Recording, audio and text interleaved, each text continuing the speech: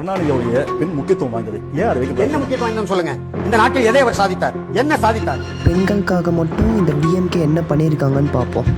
1989 கலைஞர் அவர்கள் ஒரு சட்டத்தை கொண்டு வந்தார். அதுதான் பெண்களுக்கு பரம்பரை சொத்தில் பங்காளியாகிற உரிமை.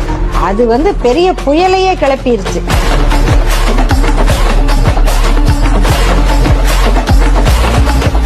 அதுக்கப்புறம் அது சுப்ரீம் கோர்ட்டுக்கு போய் உச்சநீதிமன்றம் என்ன சொல்லுச்சு?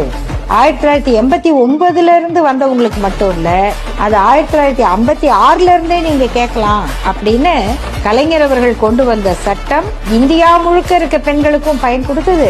தமிழ்நாட்டுல 1956 இருந்து வர்ற பெண்களுக்கும் அது கிடைக்கும்னு சொல்லிட்டாங்க. ஒவ்வொரு குடும்பத்தில் இருக்கிற பெண்ணுக்கும் நமக்கு நம்முடைய தந்தை கொடுக்காததை, நம்ம தாத்தா கொடுக்காததை, இந்த சாஸ்திரங்களும் சம்பிரதாயங்களும் கடவுள்களும் கொடுக்காததை சட்டமாக்கி கலைஞர் கொடுத்தார் அப்படிங்கிறது தெரியும்.